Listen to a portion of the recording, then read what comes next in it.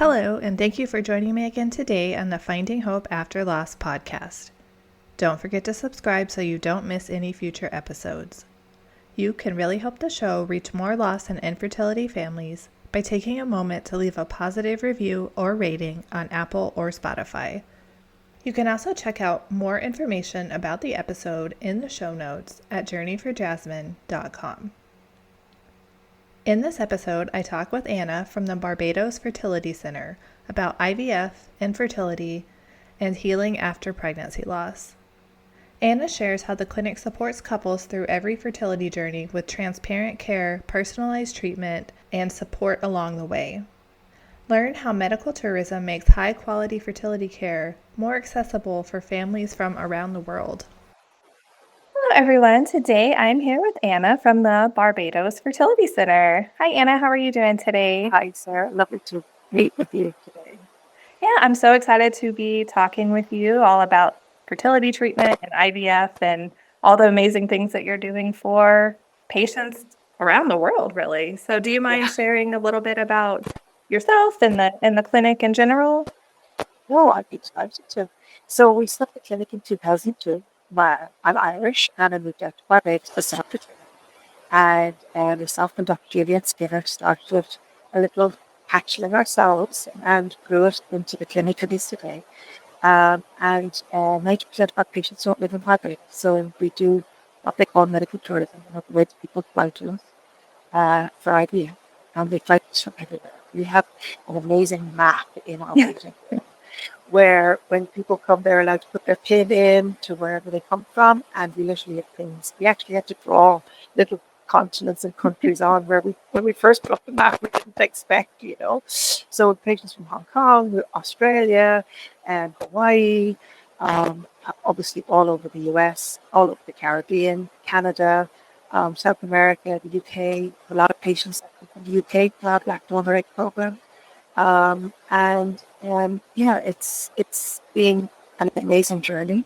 Looking to clinic in Cayman and clinic in Trinidad to help service the Caribbean and also, give people different options of where they want to go to. And it's wonderful. Our ethos has always been high standard patient care and individualized care, and we really live by that area. So is it just IVF that you offer, or do you do other treatments, or is that just the main treatment that you offer? Yeah, look, we have a huge local program which we do intrauterine inseminations and ovulation induction, but really for the cost of flying, even though our IUI costs are so much cheaper than IUI costs in the States, it's really, by the time you pay for the flight, the success rates for IVF are so much better than for IUI or induction that it's worth paying that little bit extra for the higher success rate to come down. So yes, we have a full range of services. We offer donor sperm, donor eggs, embryo donation, IVF, ICSI, we have an embryo scope. We have everything.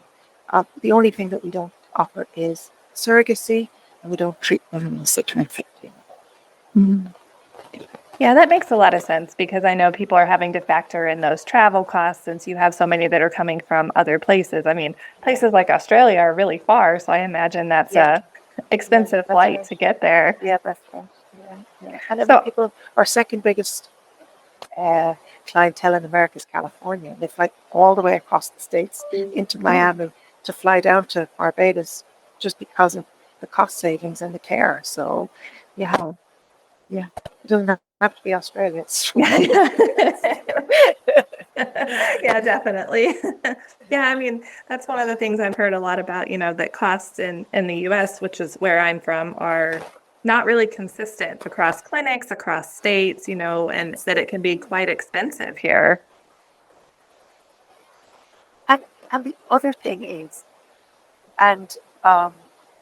obviously every clinic is different, so I can't generalize too much, but they do, and I worked in San Francisco for 4 years, so I know how it goes. But the hidden cost agenda in America is terrible. So they tell somebody it's $12,000, and then people look at us and we say $6,000, and then they look at their flight and accommodation.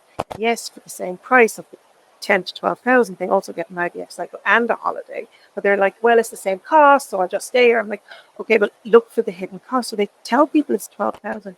They get them engaged, and then they're like, and then there's this, and then there's this, and then there's this, and then there's this, and you're not going to not do what they recommend. They end up at 30 and 32 and 35,000 when they were originally told it was 12. And so that hidden cost in the States is really very difficult for people to manage. Yeah. And I mean, yeah, you're absolutely right. I mean, you're not going to say, no, I'm going to pass on that because you want the That's cycle right. to work. That's right. That's right. It's terrible. It's really terrible.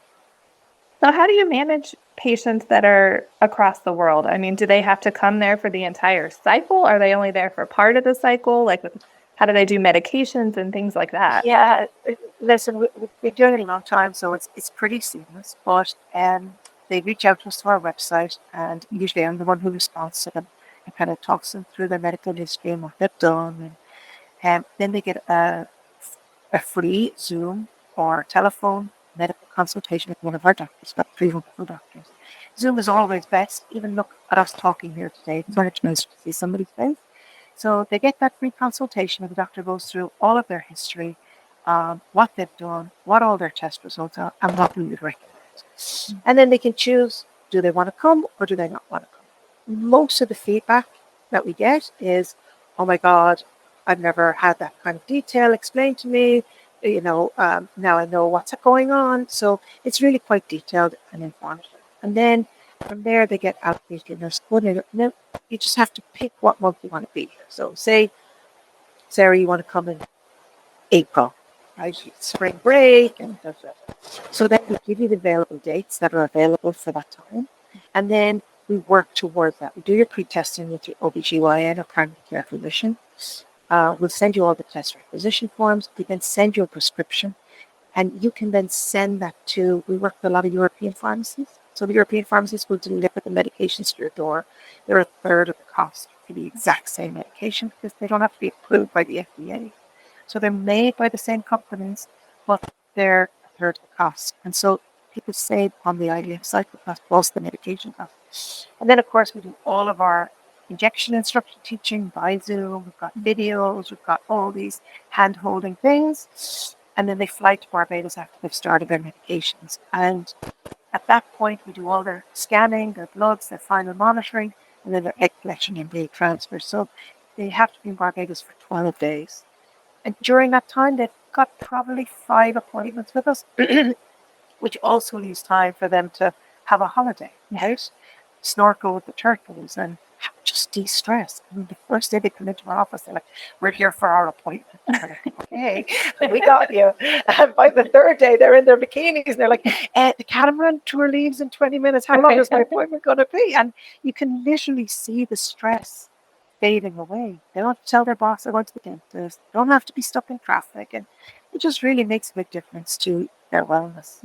And I love that you can see that like on them. You can literally see it. Get on their faces. The first day they come in with their folders. They've all got all this paperwork and questions. They're like, you'll send that to me in my portal, right? On the third day. Yeah, we got you. Don't worry. See, I love that because fertility treatment and IVF, it can be so stressful. I mean, all the medications, all the timing of it all, is it going to work? Is it not going to work? I'm spending all this money, like all these thoughts going around in your head. And, like you said, it's the second most stressful diagnosis in the world to have.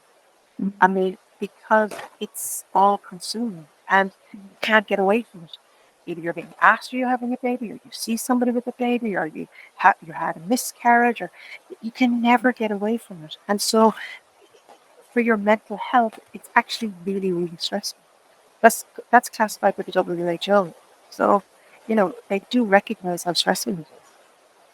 I think a lot of people, if they haven't been through it, don't understand that. It's unbelievable. It's so unbelievable. All the just, relax and you'll get pregnant. And, it's like. But oftentimes people don't tell their family they're coming to this IVF. They just come and do their IVF and they go home and they get announce their positive pregnancy test, and the family goes, "We told you just needs a holiday. We told you just need to relax." So we're like, "Okay, yeah, sure." Or, go to a clinic while I relax, Yeah, exactly. Semantics. Yeah, they don't, or people don't understand, and then they get sick of telling people, "Look, I'm doing it again," and then wait, it's just so much. And So, so many relationships don't survive it either, right? Yeah. It's so difficult. yeah, it is. I mean, yeah, it's hard to be around people who, aren't understanding and aren't listening to you when you're talking about a really hard phase of your life, It's like, why And would there's I? also a reason, they wrote books that are from Mars and from Venus, because like, we sit in our office and we say to me, "I'm sorry, you didn't respond. You have a low nature, you can no longer viable." She wants to cry and grieve, and he wants to know what the next plan is. "So what's our next plan? Can we move to Dover Race? When can we go?" And we're like, just hold on a second. But men grieve by planning, and women grieve by emotional crying. And so then you get that synchronous response to outcomes. So it is really hard. Yeah, I can definitely see that. Anytime we had a failed cycle, I just felt the need to be upset and and then I was immediately in the, okay, let's plan. But That's right. that You have moment, like you yeah, said. next steps. But not men. They just want to know what's next. Anyway. So how do you handle patients who have recurrent losses or, more than one loss? Do you do any special testing for them or anything? Yeah, so look, there's a lot of studies around that, obviously. So I'm sure you know all of this, but having a embryo implant is actually contrary to everything that the body is. So the body is programmed to attack any foreign body that's attacked, right? And so when a embryo goes to implant, the surface of the embryo is expressed the male gene, and so the body sees an embryo as a foreign body and attacks it in people with very, very high immune status. So 95% of the population, as we all know, the embryo implants, everything is fine. But for a certain percentage of the population, the body is on high alert. "I'm attacking this. It can't happen." And so the embryo, so you either get recurrent implantation failure, where you've got 2 or 3 cycles of really good quality embryos, they get a pregnancy test, or they get early miscarriage, biochemical, something that doesn't make sense when you're young and it's a euploid, and this is happening. And so obviously the first thing you check anatomically, if the uterus okay, endometriosis or adenovirus, that's associated with current miscarriage or recurrent infertility. And for anybody out there who's experiencing adenovirus or endometriosis, sure that your doctor looks at the immune side, because there is an autoimmune system being recognized as part of that. So obviously anatomically, if uterus okay, no problem. Hysteroscopy, but usually when they come to us, they've had that. What they haven't had is the next level, which is a retest where if you've got your antibodies, a lot of people have hypothyroidism, and the anti-thyroid antibodies are so high, and again, they're attacking the embryo development. So what happens is it's not just the embryo stage, but as the pregnancy continues to grow, the the um, blood becomes like a group of soldiers. So they go and they cut off the blood supply to the baby that's going to grow. And so you have to dampen down. So we test ultraviolet killer cells, we test for cytokines. Again, depending on what their history is, this isn't like life for everybody, but for certain people, they absolutely need that extra layer of testing to see what is going on with their immune system that is causing. And then you can use a very little steroid, you can use blood thinner, aspirin, and Trexane, and that prevents that reaction from happening. In the old days, you used to use a lot of IVIG, globulin, because of the proteins in that, where they kind of negate the action from happening. Now there's a safer method, which is intralipid, but really, the low-dose steroid and blood thinners are really okay. And we see huge success. Unfortunately, it's not something that you can do a medical study on, because if you have recurrent miscarriage, you're not going to sign up for a study, which is you might take a placebo that causes you to have another miscarriage, or you will take the steroid and the blood thinner that will prevent it from happening. So you can't get a good study on the current miscarriage and these medications. Because nobody's prepared to sign up for it. Understandably. Okay. I don't blame This them. is not a blame game. This is understandably. But I guess it's one of those things that it won't hurt them to take it. So No, that's what people say. Why would I not take it? I'm telling you this will help because exactly right. I feel like if you're at that point, you're willing to throw everything at it. Like, yes, tell me what to do. I will do it. That's right. That's exactly it. And it works really well. We've seen it over and over again, working like it. And so, yeah, we even go as far as, if we put 1 or 2 embryos back in a really good quality and not thing, we start doing extra immune testing at that point because it just doesn't make sense. We believe enough in our program to think, okay, what's going on that this person should be pregnant with us. So, yeah. So that's really good. Unfortunately, not a lot of programs do that. Because there's no there are medical studies, but there's not enough medical studies behind it. You'll find a lot of the programs will be like, well, that's not good. And, that's fine, but talk to the 500 women with babies that, tell you that it did work, right? Yeah, personally, I believe a lot more in the experiences I hear from other women who have had success than having a qualified scientific study, Oh, it's so true, isn't it? It's so true. Yeah. It sounds like overall, I mean, you just have more of an individualistic approach to everybody that comes. It's not just this is the set process. I mean, like there is a set process, but Of course. there's But look, IVF is like making a cake, right? You put in the flour, eggs, and milk or butter, but it's the quality ingredients, time that you take, the quality of care, and so like the doctor speaks to the patient on this Zoom consultation. We put them into cycle, but before everybody walks in the door, we have what we call a pre-cycle meeting where we sit down with 50 patients' names and we go through, are we doing the right thing? What is their testing coming in as? Is there any curveballs?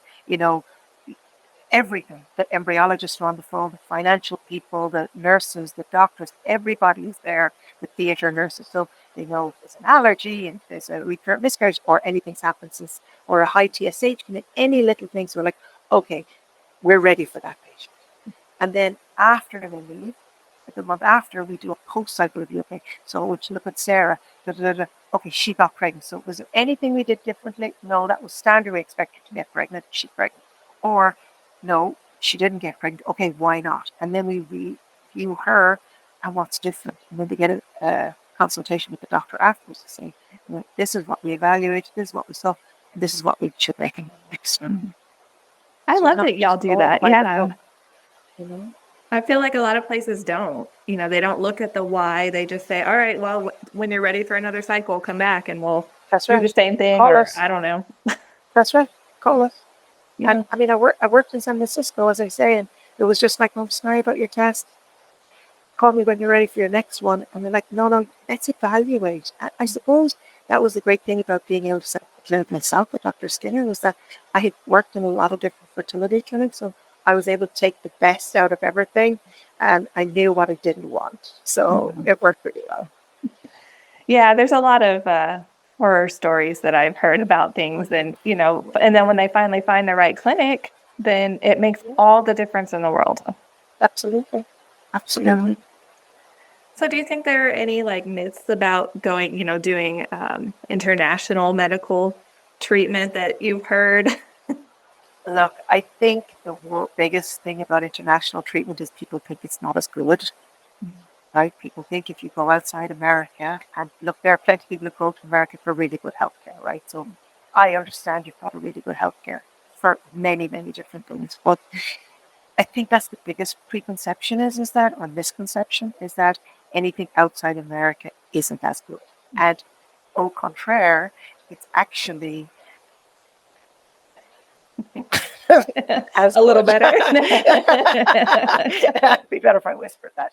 Yeah, I mean, it really is. The system there is so overburdened with insurance. I mean, we've had American doctors that come down and work with us who've said you need to do a blood test on this patient. We're like, well, she doesn't really need it, and blood tests are shown to put up stress levels. So let's do her blood on the next visit because really her just follicles need to grow a day or two, and let's visit again. They're like, no, because if you do a blood test, you get the insurance covers more, and you're like, okay, but that's not why we're doing blood tests. We're doing it. It's crazy. The system is crazy. So it's yeah. Yeah, you have to play that insurance game. Which, it's unbelievable. Yeah, I mean, most insurance doesn't even cover fertility treatment or anything infertility related. And, No, it's terrible. So the clinics are juggling a lot up there between, insurance companies and staff and the amount of American patients who tell us, felt like I was on a treadmill, saw a different person every time, felt like I was a number. And you get a designated doctor and nurse coordinator all through your journey with us. So, and again, all those little things, stress. Does she know that I've endometriosis? Did somebody tell her that my follicles didn't grow last time?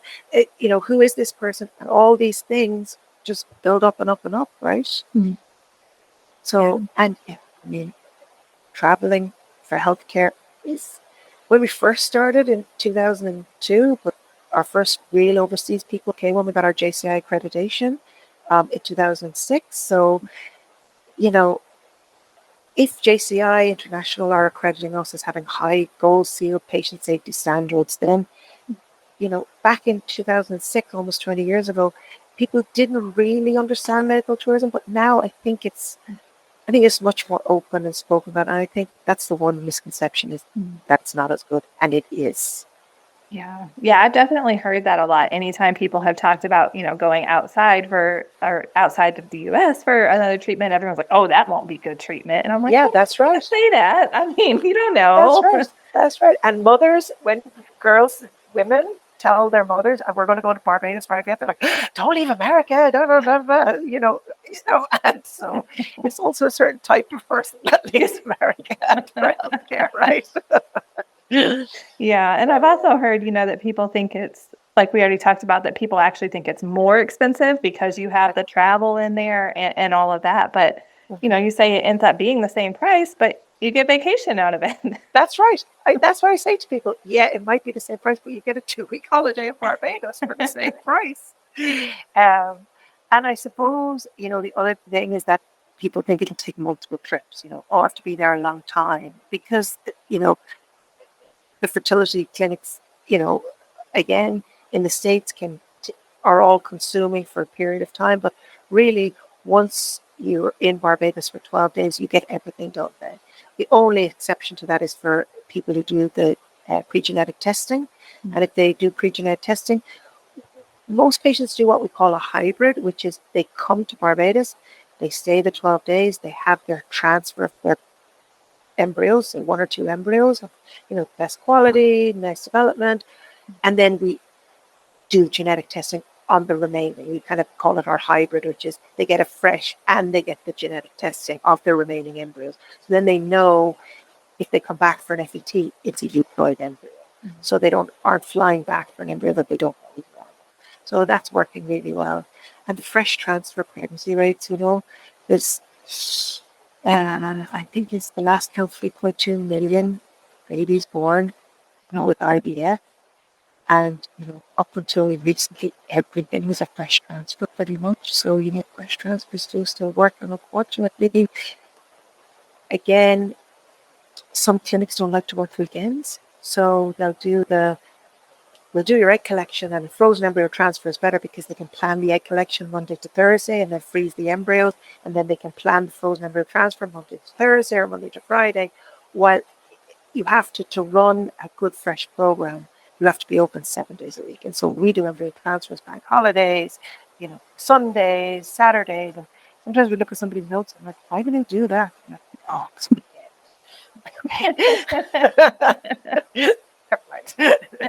so, that's the thing is, be sure that you know all your options is all I'm saying. Don't just be sure you research it, not just take And again, doctor's advice is very important to follow, but just also be well informed yourself. Has Yeah, to be. I really like that y'all, have that 7-day approach because then, in prior fertility treatments that I've done, I feel like I was being scheduled around the doctor's schedule. And I'm like, well, that's not necessarily the best time, but that's just what had to happen because they weren't willing to work, That's right. you That's know. right. And I know. I do understand that doctors don't want to work every day, but That's at right. least having other staff available or something. That's right. Because as I say to women, your eggs don't know that it's Sunday, right? Yeah. If your egg collection has to be on a Sunday, it has to be on Sunday because that's when your eggs are ready. Otherwise, you get post-mature eggs, you get degeneration, you get cord blastocyst rate. So it has to be at the patient's schedule, not the doctor's schedule. It has to be. Otherwise, you're not doing people. You're taking their money. You're not giving them the right service. Yeah. I mean, this seems like it would be more likely to just not work and then they have to do another cycle and then you get more money and I know oh. it is a vicious circle. It really is. I feel like if I came to Barbados for treatment though, that I would never want to leave. Like I'm just gonna live here. I've never had the pleasure of being able to visit, but it's on my list of places I'd love to visit Wow. someday. I'm sure your followers would like you to go and do a site visit for them. Oh yes, I think I need to do that. Write it off on my taxes. Exactly. So are there any things that you wish people in general knew about, starting their fertility journey or just anything about going through it? I suppose there's a couple of things. The first is your age is really important. Don't let doctors put you off. If you're 38, 39, and you've been trying the year, don't let people say, oh, keep trying, or oh, we'll try this. If you've got a low sperm count or AMH is low, don't even wait the year. Do your AMH test, which is the anti-Mullerian hormone, which evaluates the egg and the ovarian reserve. If it's already borderline low, don't wait the year.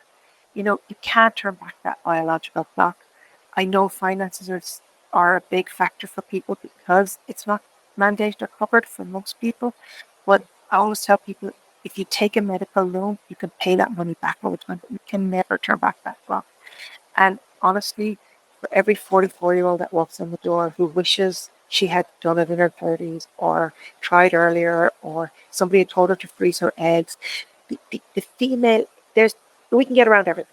I mean, male factor, endometriosis, polycystic ovaries, tubes, but the female age is just the killer. So just empower yourself by not waiting for the doctor's schedule, not waiting for the AMH test after 18 months of trying.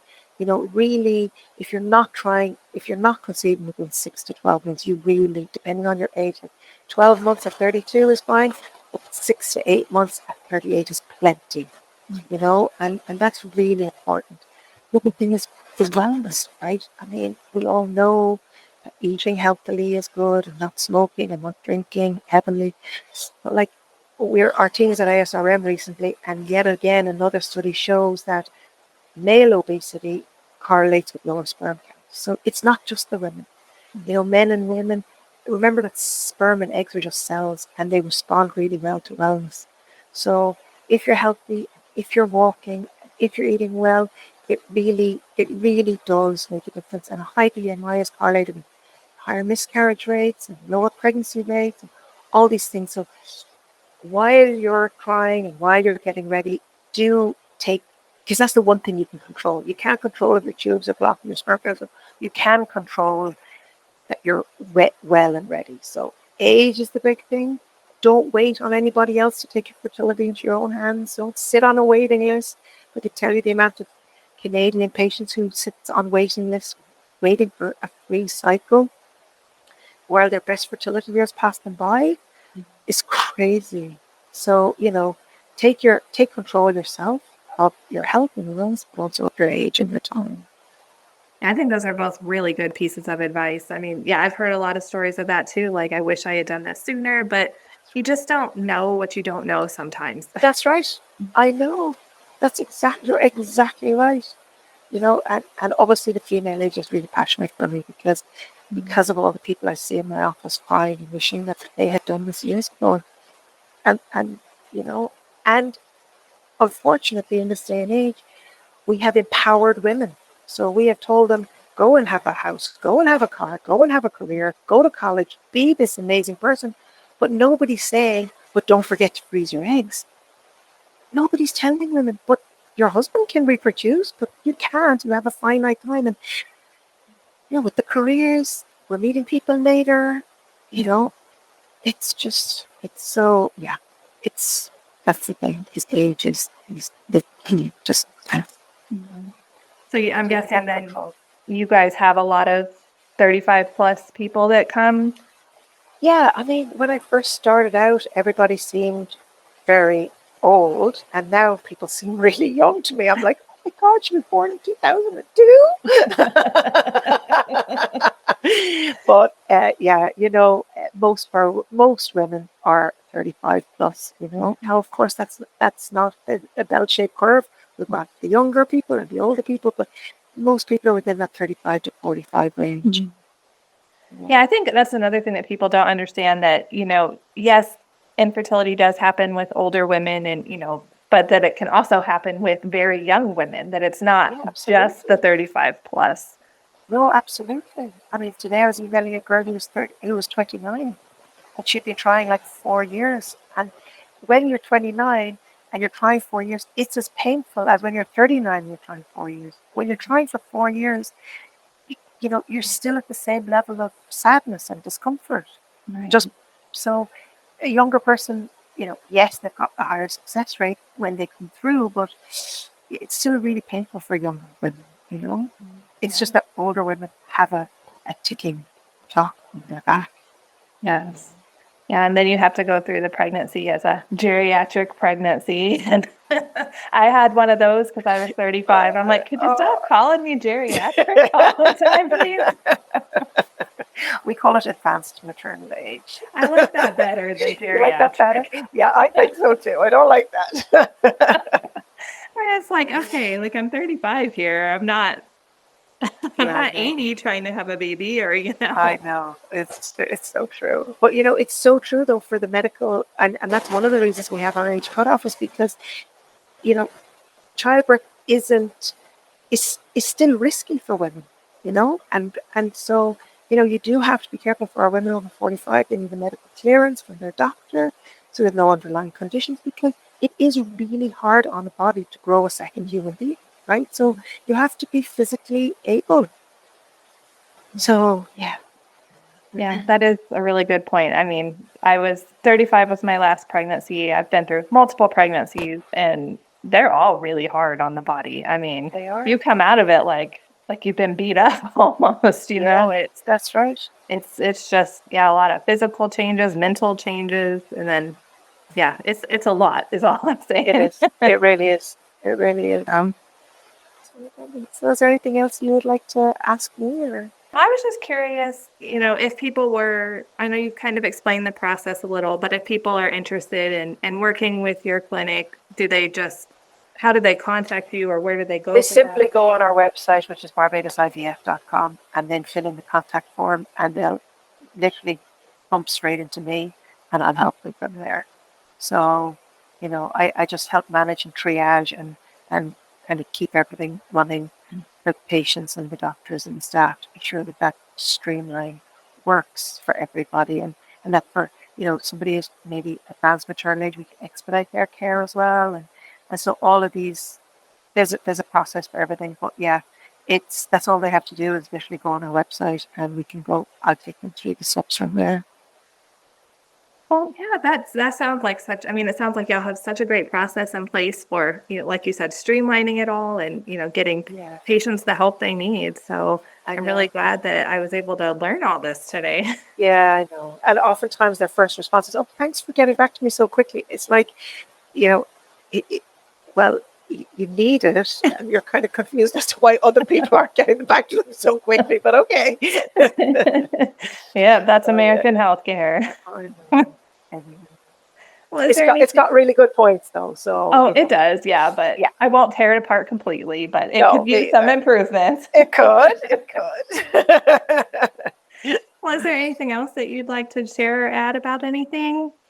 I don't think so. I think just, you're doing a great job supporting women. It's really difficult. I think your voice is really important. Keep doing it.